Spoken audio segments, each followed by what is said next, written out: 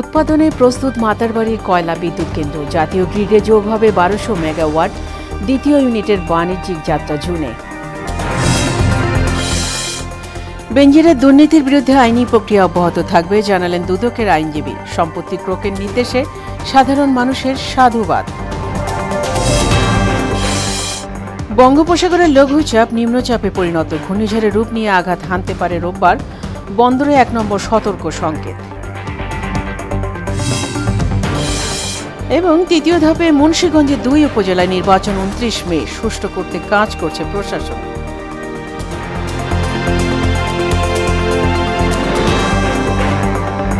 মাতারবাড়ির সমুদ্রপাড়ের কয়লা বিদ্যুৎ কেন্দ্র, যেখান থেকে জাতীয় গ্রিডে যোগ হবে 1200 মেগাওয়াট বিদ্যুৎ। পরীক্ষামূলকভাবে চালুর পর কেন্দ্রটির দ্বিতীয় ইউনিটের বাণিজ্যিক যাত্রাও শুরু হচ্ছে আগামী মাসে। বর্তমানে কারিগরি সমস্যায় পুরো বিদ্যুৎ নিতে পারছে না জাতীয় গ্রিড। এ সংকট কাটলে পূরণ করতে পারে চট্টগ্রামের লাগামহীন বিদ্যুৎ ঘাটতি। গভীর সমুদ্র ব্যবহার করে নেওয়া বন্দরের সুবিধা ইতোমধ্যে শুধু কয়লা এনেই বছরে আয় হচ্ছে 15 কোটি টাকা। 2 পর্বের ধারাবাহিক মাতারবাড়ি ঘুরে এসে জানাচ্ছেন বোরহানুল হক সম্রাট। যে ভূমিতে শুধু চলত লবণ চাষ, সেখানে এখন এমন পাল্টে যাওয়া চিত্র কর্মযজ্ঞ। সমুদ্র উপকূলের এমন প্রায় বিচ্ছিন্ন জনপদে 1600 একর জমির উপর গড়ে উঠছে 1200 মেগাওয়াটের বিদ্যুৎ কেন্দ্র।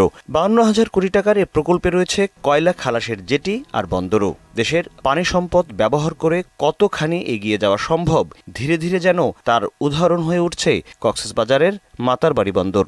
700 কোটি টাকার বিদ্যুৎ বিক্রি করছি এবং এই বিদ্যুৎ বিল এখনও আমরা পাই নাই। দ্বিতীয় ইউনিটটা 24শে ডিসেম্বর 2023 আমরা সিনক্রোনাইজ করছি এবং এটা টেস্টিং কমিশনিং চলতেছে। আশা করি জুনের ভিতরে আমরা দ্বিতীয় ইউনিটেও টেস্টিং কমিশনিং শেষ করে কমার্শিয়াল অপারেশনে যেতে পারব। বিদ্যুৎ কেন্দ্রের নির্মাণ কাজ শুরু করার সরঞ্জামাদি নিয়ে 2020 সাল থেকে এবছরের এপ্রিল পর্যন্ত ভিড়েছে 114টি জাহাজ। এভাবেই পাল্টে যাচ্ছে ব্লু ইকোনমি আর সমুদ্র বন্দর ব্যবহারের 53 বছরের গল্প। মাতারবাড়ি গভীর সমুদ্র বন্দরে সেখানে 16 থেকে 18 মিটার পর্যন্ত ড্রাফট থাকবে। বর্তমানে আমরা যেখানে 3000 টিউজ নিয়ে কন্টেইনার আসে, সেখানে হয়তো 8 থেকে 10,000 টিউজ নিয়ে কন্টেইনার আসতে পারবে। সমুদ্র বন্দরের এই সুবিধা কাজে লাগিয়ে অনেক কম খরচে কয়লা আসছে মাতারবাড়িতে, যার ফলে পায়রা, রামপাল সহ আমদানি করা যে কোনো কয়লা ভিত্তিক বিদ্যুতের চেয়ে কম হবে এর মূল্য। লোডিং আনলোডিং প্লাস কয়লা নিয়ে আমাদের এখানে কস্ট, অপারেশন কস্ট কম পড়ে ওগুলার চেয়ে। যদিও আমার ইনিশিয়াল কস্ট বেশি, কিন্তু অপারেশনাল কস্ট কম, কারণ ওর কয়লা লোডিং আনলোডিং প্লাস কয়লা আনতে যে খরচ, সেই তুলনায় আমার এখানে কম। তবে 2.5 কোটি টাকার এই প্রকল্পের খরচকে বরাবরই অতি মূল্যায়িত এক প্রকল্প বলে অভিহিত করে আসছেন দেশের শীর্ষস্থানীয় অর্থনীতিবিদরা। এখন প্রশ্ন, কম টাকায় নিরবিচ্ছিন্ন বিদ্যুৎ সরবরাহ সেই অপবাদকে কতটা ঘুচিয়ে দিতে পারবে? শতভাগ নিজের মালিকানায় সবচেয়ে কম দামে বিদ্যুৎ সুবিধা দিতে চলেছে মাতারবাড়ির এই বিদ্যুৎ কেন্দ্র। তবে ধারাবাহিকভাবে সেই বিদ্যুৎ পেতে দরকার যথাযথ সঞ্চালন লাইন আর দক্ষ কয়লা আমদানি ব্যবস্থাপনা। বোরহানুল হক সম্রাট, মোহনার সংবাদ, মাতারবাড়ি, মহেশখালী, কক্সবাজার। আইজিপি বেনজিরের সম্পত্তি ক্রোকে এবং ব্যাংক অ্যাকাউন্ট ফ্রিজের নির্দেশনাকে সাধুবাদ জানিয়েছে সাধারণ মানুষ। তবে শুধু অবসরের পরে ব্যবস্থা গ্রহণ নয়, দায়িত্বে থাকাকালীন দুর্নীতির অনুসন্ধান করার তাগিদ দিয়েছেন তারা। আর সাবেক আইজিপি দুর্নীতির বিরুদ্ধে সব ধরনের আইনি প্রক্রিয়া অব্যাহত থাকবে উল্লেখ করে পদে থাকাকালীন কারো বিরুদ্ধে ব্যবস্থা নেওয়া কঠিন বলে জানান দুদকের আইনজীবী। রেজা খানের রিপোর্ট। পুলিশের সাবেক আইজি বেনজির আহমেদের বিরুদ্ধে অবৈধ সম্পদ অর্জন নিয়ে গত 31 মার্চ গণমাধ্যমে প্রতিবেদন প্রকাশিত হয়। এতে নড়েচড়ে বসে প্রশাসন। বেনজিরের অবৈধ সম্পদের অনুসন্ধানের নামে দুর্নীতি দমন কমিশন দুদক।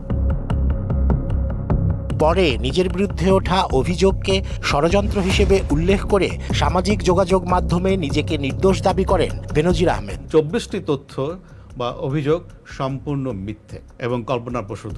দুদকের আবেদনের প্রেক্ষিতে বৃহস্পতিবার তার স্থাবর অস্থাবর সম্পদ জব্দের আদেশ দেন আদালত। একই সঙ্গে তার সম্পদ কেনার 83টি দলিলও জব্দের আদেশ দিয়েছেন ঢাকা মহানগর দায়রা জজ।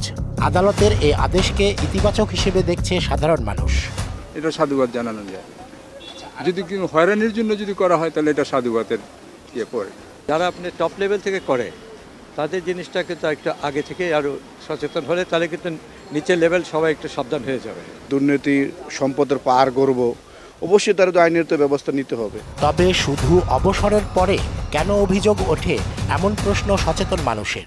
চাকরির এজন থাকে তখন তারা এটারে গোয়েন্দা বিভাগ যাই হোক ওই টাইমে এদের ধরার উচিত। বেনজিরের বিরুদ্ধে যে ব্যবস্থা নেওয়া হয়েছে এটা বেনজির হচ্ছে যখন আইজিপি ছিল তখনই তো তার দুর্নীতির অবস্থাটা গোয়েন্দা বিভাগ এবং আরও অন্যান্য কর্তৃপক্ষের জানা থাকার কথা। বেনজিরের সম্পদ ক্রোক ও সকল ব্যাংক হিসাব ফ্রিজ সহ তার বিরুদ্ধে আইন অনুযায়ী পরবর্তী ব্যবস্থা অব্যাহত থাকবে বলে জানান দুদকের এই আইনজীবী। সার্বিকভাবে দুর্নীতি দমন কমিশন তার আইন বিধি মেনে চলেই এই জব্দগুলির আবেদন করা হয়েছে, যা গতকাল জব্দ করেছে।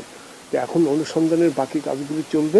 তবে পদে থাকাকালীন কোনো কর্মকর্তার বিরুদ্ধে দুর্নীতির তদন্ত করা কঠিন কাজ বলেও স্বীকার করেন খুরশিদ আলম। ক্ষমতাসীন যারা থাকেন তাদের দুর্নীতি ক্ষমতায় থাকা অবস্থায় তথ্যপত্র বের করা অবশ্যই অনেক কঠিন। রেজা খান, মোহনা সংবাদ, ঢাকা। ঝিনাইদহ ৪ আসনের সংসদ সদস্য আনোয়ারুল আজিম আনারের হত্যার রহস্যে জড়িত থাকার অভিযোগে আটক হওয়া ৩ জনের রিমান্ড চেয়ে বিকেলে আদালতে হাজির করা হবে। দুপুরে রাজধানীর মিন্টো রোডে ঢাকা মহানগর গোয়েন্দা পুলিশের এক ঊর্ধ্বতন কর্মকর্তা এই তথ্য নিশ্চিত করেন। তিনি জানান, এমপি আনারের হত্যাকাণ্ডের মূল সংগঠক আমানুল্লাহ ওরফে শিমুল ভূঁইয়া, মূল পরিকল্পনাকারী আক্তারুজ্জামান শাহিনের বান্ধবী সিলিস্তি এবং তানভীর ভূঁইয়াকে আদালতে পাঠানো হবে। আদালতের কাছে তাদের 10 দিনের রিমান্ড আবেদন করা হবে।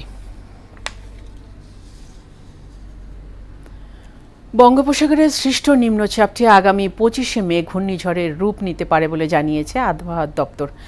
রোববার সন্ধ্যায় রেমাল নাম নিয়ে ঘূর্ণিঝড়টি বাংলাদেশ এবং ভারতের পশ্চিমবঙ্গের উপকূলীয় অঞ্চলে আঘাত হানতে পারে। নিম্নচাপটি চট্টগ্রাম থেকে 870 কিলোমিটার ও কক্সবাজার থেকে 805 কিলোমিটার দূরে অবস্থান করছে। এই পরিস্থিতিতে আজ গভীর নিম্নচাপের রূপ নিয়ে প্রবল জলোচ্ছ্বাসের আশঙ্কা দেখছে আবহাওয়া অফিস। এই অবস্থায় দেশের সমুদ্র বন্দরগুলোকে 1 নম্বর সতর্ক সংকেত দেখাতে বলা হয়েছে। একই সঙ্গে সমুদ্রে অবস্থানরত মাছ ধরার ট্রলারসহ অন্যান্য নৌযানকে উপকূলে ফিরে আসার আহ্বান জানিয়েছে আবহাওয়া অধিদপ্তর।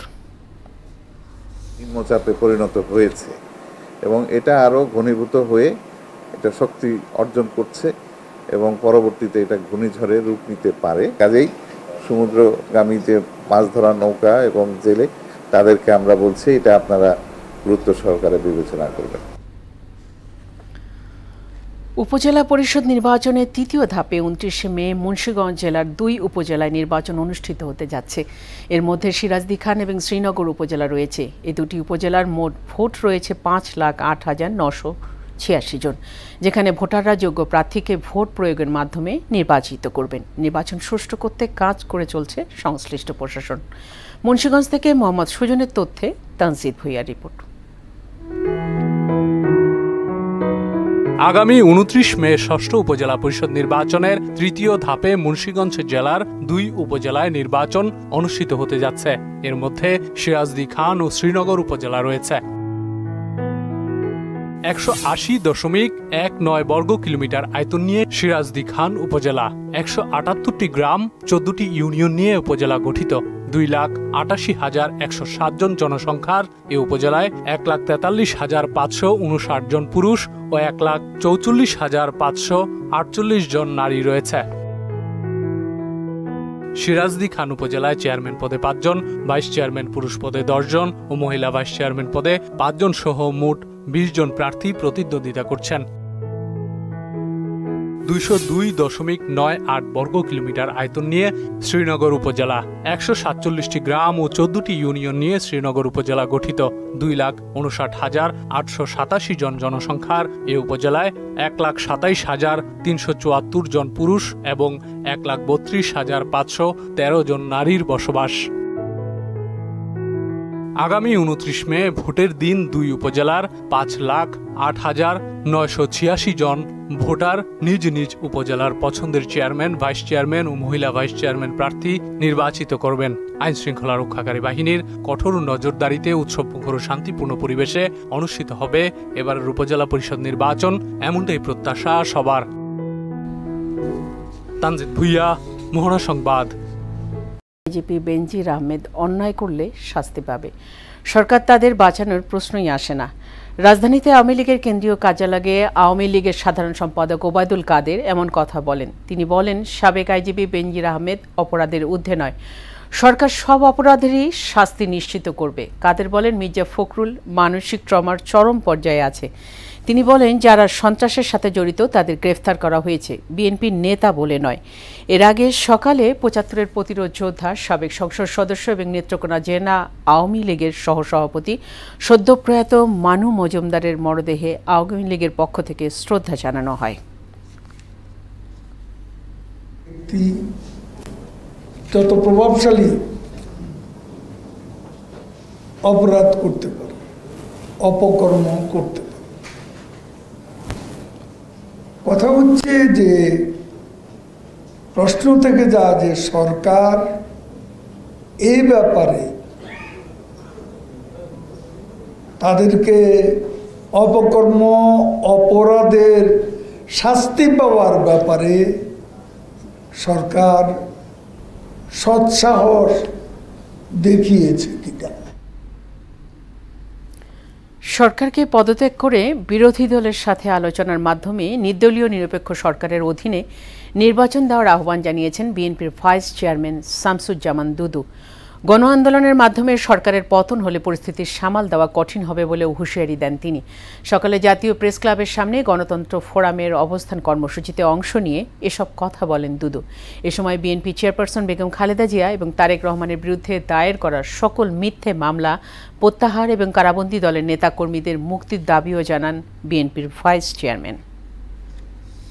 জানি আপনি অস্থির আছেন, একসময় আপনার সেনাপ্রধান এম এ আদেশ সপরিবারে নিষেধাজ্ঞার মুখোমুখি হয়েছে। ডাইরেক্টলি না হলে ইনডাইরেক্টলি আপনি তার অংশীদার। ঝিনাইদহের মহেশপুর উপজেলার সীমান্তবর্তী যুগীহুদা গ্রামে আঙ্গুর চাষ করেছেন এক চাষি। বাড়ির পাশে পতিত জমিতে আঙ্গুর চাষ করে সাফল্য অর্জন করেছেন তিনি। প্রতিদিন আঙ্গুর বাগান দেখতে ভিড় জমাচ্ছে মানুষ। আঙ্গুর চাষে সব রকম পরামর্শ ও সহযোগিতা করছে উপজেলা কৃষি বিভাগ। ঝিনাইদহ থেকে সোহেল আহমেদের তথ্যে আরও জানাচ্ছেন আফরিন পপি। মহেশপুরের সীমান্তবর্তী যুগীহুদা গ্রামের চাষি আব্দুর রশিদ ১ বছর আগে ভারত থেকে বাইকোনো, Black Magic, Vessel, Silva, Supernova সহ বেশ কয়েকটি বিদেশি জাতের আঙুর পরীক্ষামূলকভাবে চাষ শুরু করেন তার ৫০% জমিতে। বছরান্তে পেয়েছেন অভাবনীয় সাফল্য। মিষ্টি জাতের আঙুর চাষ করে এলাকায় সাড়া ফেলেছেন কৃষক আব্দুর রশিদ। এই ভ্যারাইটিগুলো সব গত মৌসুমেই সংগ্রহ করছি। এগুলো সবই বাইরের জাত। এই জাতগুলো দেশের ভিতরে এবং বাইরে থেকে সংগ্রহ করা। প্রতিদিনই তার বাগানে দেশের বিভিন্ন জেলা থেকে মানুষ আসছেন ফল ও চারা সংগ্রহ করতে।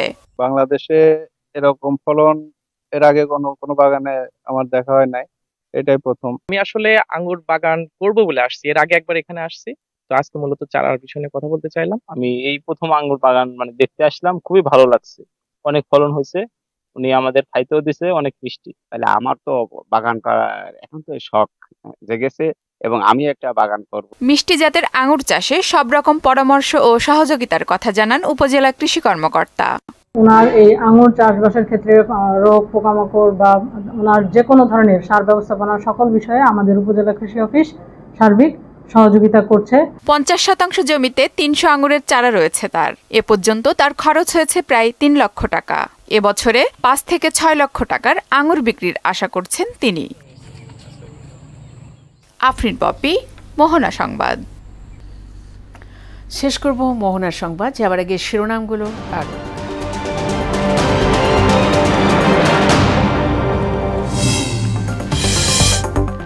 উৎপাদনে প্রস্তুত মাতারবাড়ি কয়লা বিদ্যুৎ কেন্দ্র। জাতীয় গ্রিডে যোগ হবে ১২০০ মেগাওয়াট। দ্বিতীয় ইউনিটের বাণিজ্যিক যাত্রা জুনে।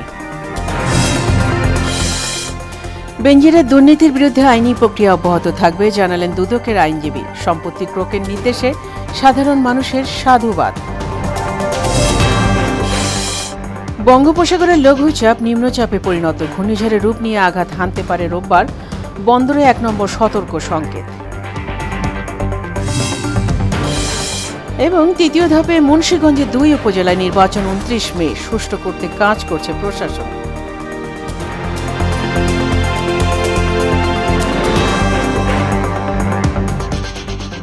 ছিল মোহনার সংবাদে। পরবর্তী সংবাদ বিকেল 5:30টায়। এছাড়া মোহনার শেষ খবর জানতে ভিজিট করুন www.mohana.tv। সংবাদ দেখতে পারেন ফেসবুক ও ইউটিউবে। এতক্ষণ সঙ্গে থাকার জন্য সবাইকে ধন্যবাদ।